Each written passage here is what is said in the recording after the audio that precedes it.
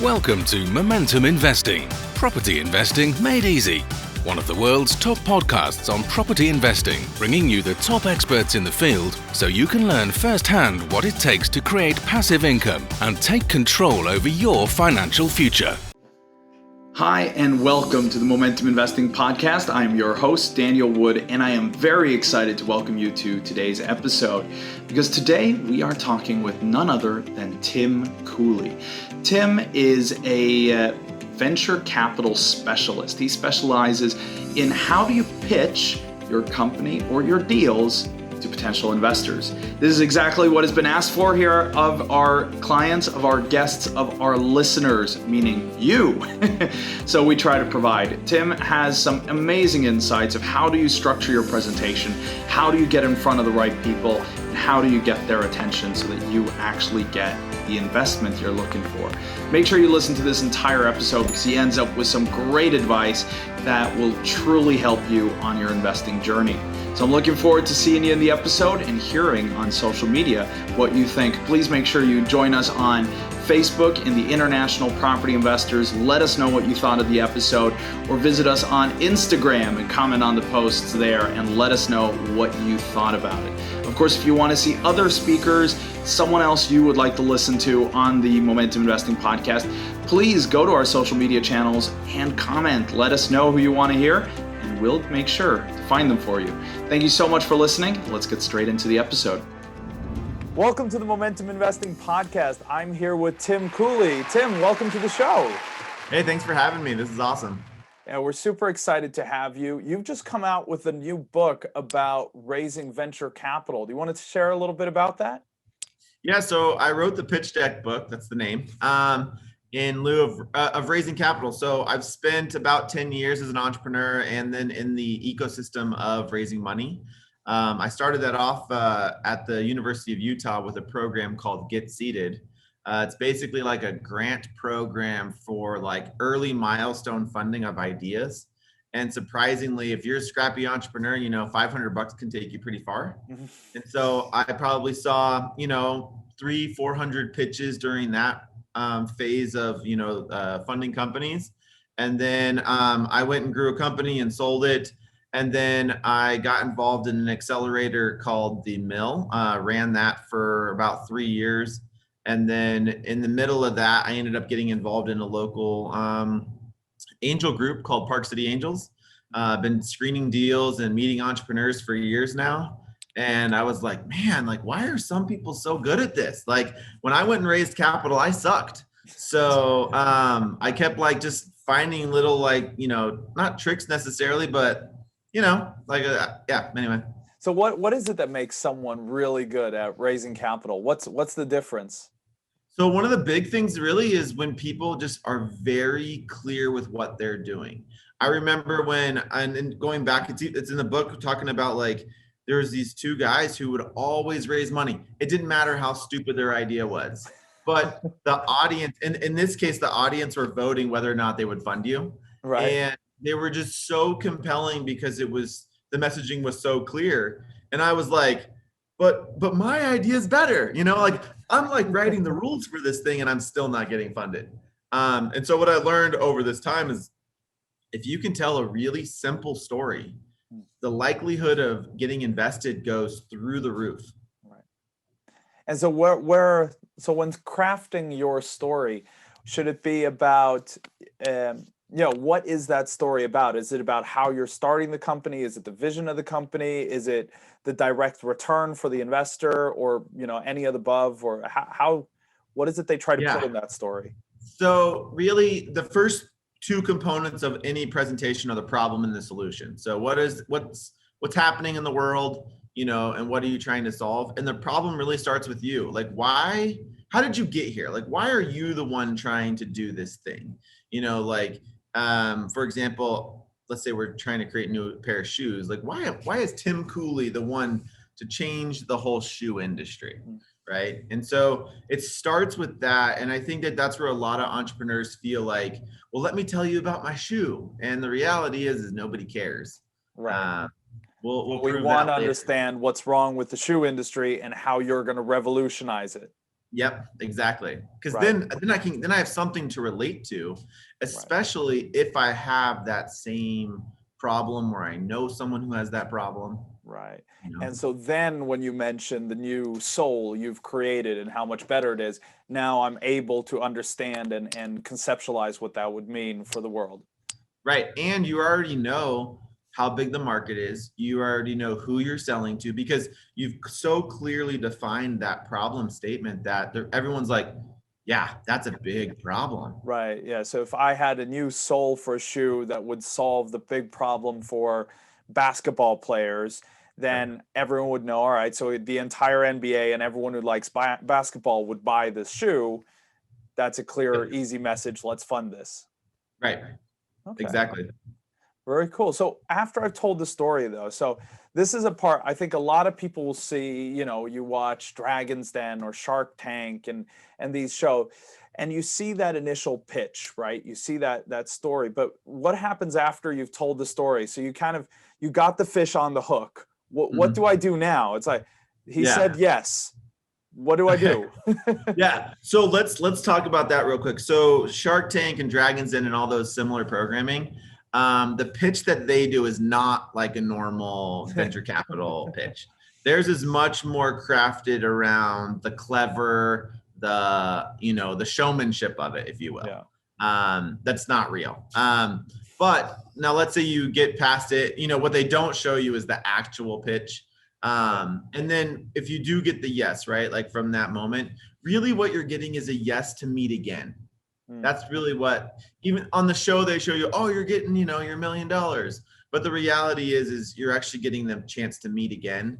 And at that point, which is called due diligence, that's when the real work begins. And so what you do there is you really want to be able to present yourself as very knowledgeable, right? Of your industry, of what you're doing.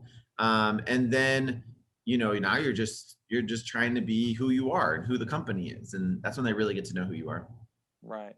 And so what kind of things are they looking at there, when they're doing their due diligence? Because obviously on a new startup, there's often not very much to check, right? So what is it they're going for? What do they want to see? A lot of times they want to see financials. This is a weird topic. Everyone knows your numbers are wrong, but they want to make sure you can do math. Right. Does that make sense? Yeah. And so that's one of those things where like they're gonna talk to you about that. Like, how did you get to these numbers? Doesn't make sense. The majority of people. And is that especially your prognosis forward or also back in history kind of thing? So if you have revenue up to date, they're gonna you're gonna talk to you like, so what'd you do? How'd you get out there? They talk about marketing strategy, things like that, where they just want to kind of get a better feel of like the safety of the bet, I guess. Yeah. And so, so it's a lot of that. It's a lot of just dialogue. It's a lot of actually, the craziest thing is how fast do you respond to an email? Like how quick are you to get me the information that I'm looking for? I just saw a deal last week that didn't get funded because they just wouldn't communicate. They were like, hey, send me the documentation. I want to read it over. Hey, I don't understand about this documentation that you're proposing, like what we're going to invest. Can you jump on a Zoom call and just walk me through the terms of the condition? And they didn't do that. And so ended up losing the. Right. And then that creates a discomfort, obviously. And then it doesn't actually become a deal. Exactly. Yep. And Right. I've seen that happen like 2 or 3 times in the last year, actually. Oh, really? Yeah. So wow, it's like, which is insane. It's as you said, like $500 can go so far for a startup. And I'm guessing these were much bigger investments. Oh yeah. Minimums were like 25 grand. Yeah. And then the entrepreneur doesn't even have show up for the meeting or, book the meeting in the first place. Right. Yep. Oh, that's insane. Well, I guess that's why they don't get funded. Well, and it's crazy. It's like you did the hard part. You got to the second meeting and now you have a person literally there waiting to send you money. And then you're not going to go, not even the extra mile, just do your job. Yeah, exactly. Like, Oh, that's insane. That's insane. Weird. So what have you seen is, the challenges with kind of getting that first meeting? Because again, it's, as you said, it isn't usually a Shark Tank where you stand in line outside and then one after another you go in and pitch. Right. How does it work in the real world? How do I get a meeting with a angel investor? It feels like such a big, scary place. How do I find these people? How do I get that first meeting? Totally. So the interesting thing, and most people don't realize this, is that they want to meet you, right? You could have the next billion idea, but I need to know, you're seeking me out. Because angel groups and stuff, they don't do marketing. They don't have to. They have so many people coming to them that why would they? We all want money, right? So everyone needs money. And so the thing is, there's always a person like me in the world, right? So for Park City Angels, I screen every single deal, but we also have certain criteria that we're looking for, right? So, for example, if you're a Utah-based company, I will meet with you. Doesn't matter what you're doing. Right. I don't care. If you're not a Utah-based company, you don't? I might. It makes it a little bit more difficult because our goal is to really grow the ecosystem of Utah. Right. So about 80% of the companies that we work with are Utah-based. Right. So if we're Utah-based, we got an instant meeting because that's what your mission is. Yep. And every single group has a mission like that.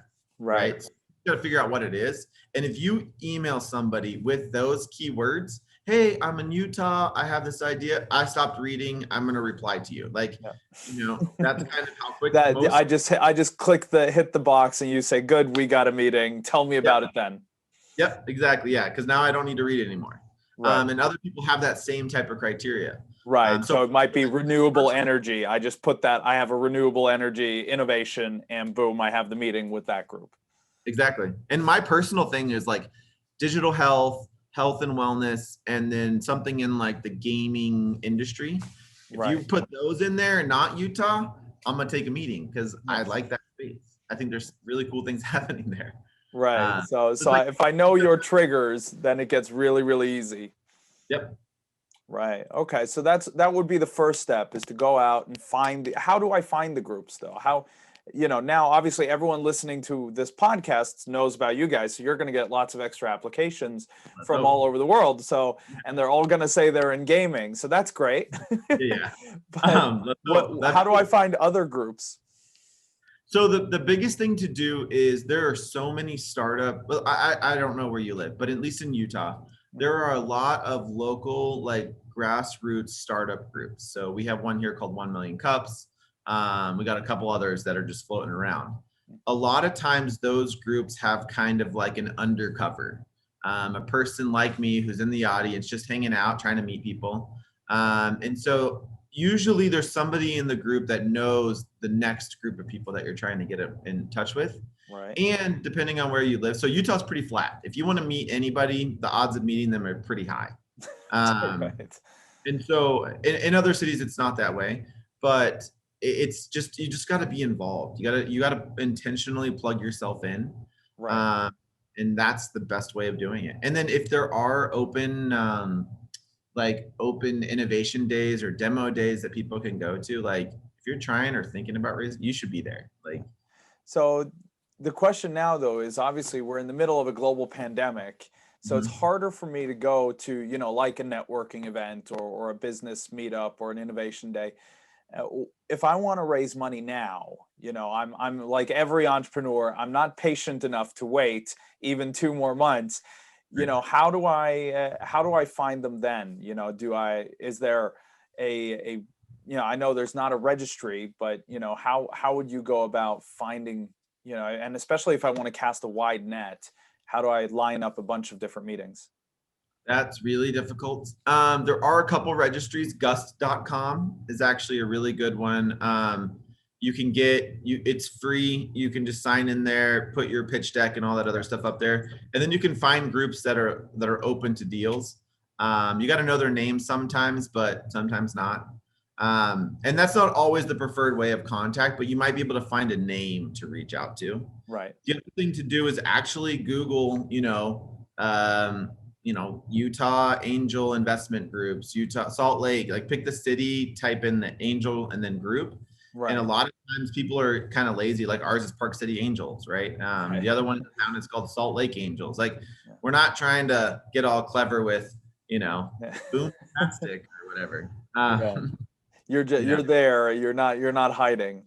Yeah, we're not trying to hide. We just don't do marketing. Yeah. Right. So all right. So that's kind of the job, is to go Google a little bit, find groups, find places to network. Obviously, talk to your contacts who might know someone who knows someone who knows someone. Yep. And then you get in and you make your pitch, and it's based on the story. Do you tend to put together like a proper pitch deck? What would you have in a proper pitch deck? What information is important? Yeah, so there's key elements, and there's our orders that help tell the story better. That's what my whole book's about. Right. But the key things are, that problem, who you are. Let me start. Who you are and why you're there, what the problem is you're trying to solve, the solution to that problem. Then you want to go into like the business model, like how do you make money? What does it look like over the next 5 years if this thing works? Who's the market? How competitive is the space? And then, what have you done up to today? And then where are you going?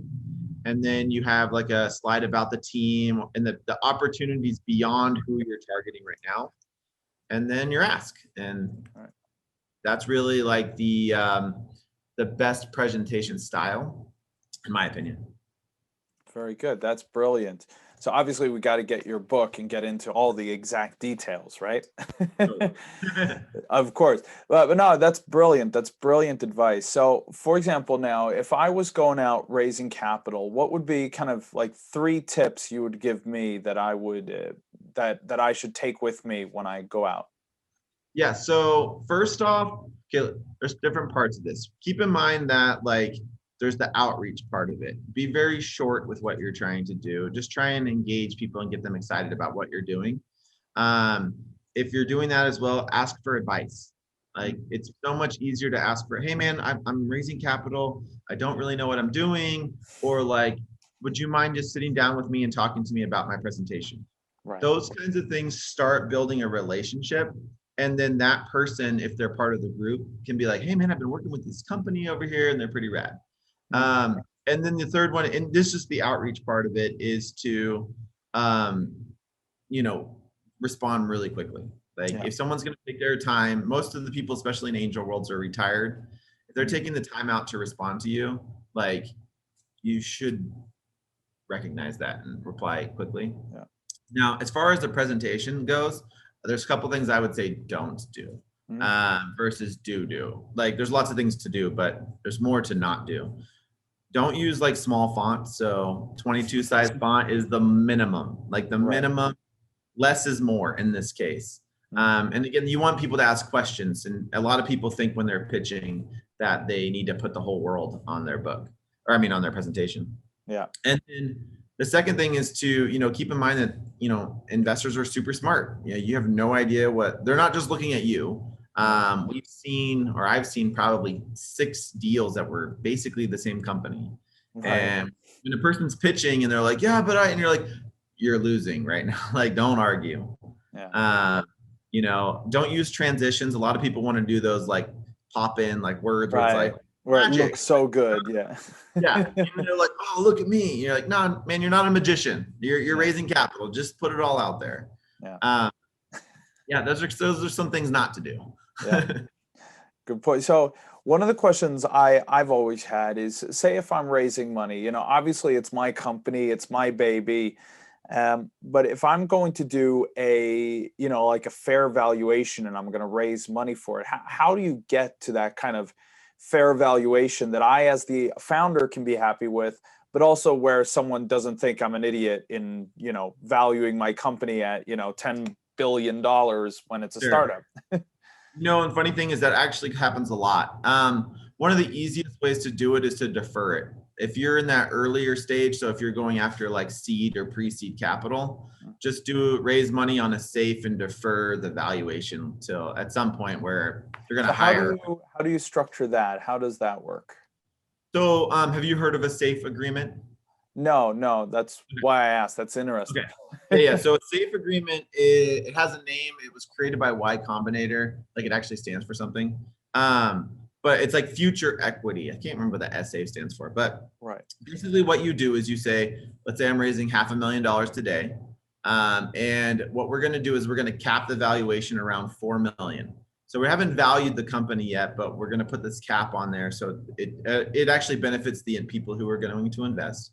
Right. And then what you're going to say is you're going to give a discount on the priced round. So you'll say, 500K at a 20% discount, meaning that for every share you would have bought, you're going to get a 20% bump on that. So if I come in the future and I say my valuation is now 5 million, now we're going to raise real equity, they get essentially a 20% discount on that. So they're investing at 4 million. Basically, yeah. And so now they get more shares for the price of the money that they already put in. And now that next round is where the pricing round comes in. So it could be 5 million, at $20 million valuation or whatever. Yeah. But that's how you structure it. There's also ways of doing a kind of like a loan. They call it convertible debt. So you're structuring a debt engine, but it converts to equity. Right. So those are the two most common right now: a safe agreement or convertible debt or a convertible note. And so in both of those situations, you're actually not putting any value on. I mean, this is what happens in Shark Tank and stuff. They're like, I'm going to give you 10% for $1 million. And you're like, you're not there yet. Like, how about 10% on a convertible note, which is what the rest of the world would do. So why would you choose which one of these structures? Like, why would you choose a convertible note? When would you choose a safe agreement? What's the pros and cons of each? So the convertible note, it's like a loan. You could actually pay it off if you wanted to, depending on how it was structured. So things go really well and you explode. You could just say, all right, I'll just rather give you the money and then we'll do a round rather than give you the discount. Yeah, that's not normal. It's actually highly frowned upon, but it could happen. So because you actually want all those investors to carry on to the next investment. Because you want them to put more money at that point. And so it's the convertible note is better for the entrepreneur. The safe note is better for the investor. But they're really there's just nuanced differences between the two. So it kind of doesn't matter. Right. Okay. So that maybe leave that up to the attorneys who put it together. Yeah. Let the attorneys talk you into one or the other. All right. Cool. So that's really interesting. So that means I don't actually have to value my company today to raise. Instead, I just say I'll raise the money now, and I'll tell you later what it's worth. Yep. Exactly. And it's honestly it's the best way to do it, because we've seen some companies who come in and they think they're huge and they'll be like, yeah, we're raising, $500,000 at a $10 million valuation. And they're like, get out. Like, I don't even care what you have to talk about, because angel investors want to they're making the highest bet, if you can think about it. Like, it's the biggest risk in the company. And so they have certain numbers that they're looking for. And like that scenario, they're like, there's just not enough upside, like, for me. Yeah, so you have to see that if I'm going to put it in at this early, it's got to be able to explode, and I got to be able to make my 100 times my money back, kind of thing. Exactly. All right. Oh, I love it. That is super exciting. So I think what we're going to do, I think really what we need to do is buy your book at this point and really get into the details. But if we want to learn more from you, if we want to connect with you, how can we do that? Where can we connect with you?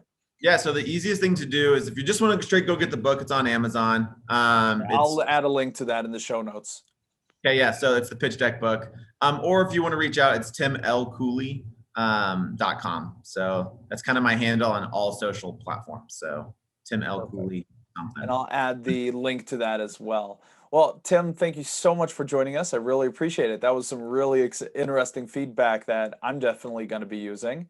And cool. I hope everyone else listening does as well. Everyone, thank you so much for listening. Stay with us for a few moments, and I have some good news for you in just a little bit. Thank you so much again for joining us here at the Momentum Investing Podcast. I hope you enjoyed the episode. Please go to social media and let us know. Go to the International Property Investors Group or our Facebook page, or comment on the video on YouTube. or of course visit us on Instagram. All the handles are Momentum Property Education. So thank you so much again for joining us, and I hope you join us again next week, because next week we have none other than Michelle Cairns. Michelle is an experienced investor, done everything from HMOs to lease options to buy-to-lets, and she runs an amazing property podcast where I have been welcomed as a guest, which I'm very, very honored about. So I hope you look forward to learning here from Michelle. She's going to show you how you build a property portfolio safely, stably, and maybe most importantly, quickly. So if you're not subscribed yet to the Momentum Investing Podcast, make sure you subscribe, and I'll see you next week.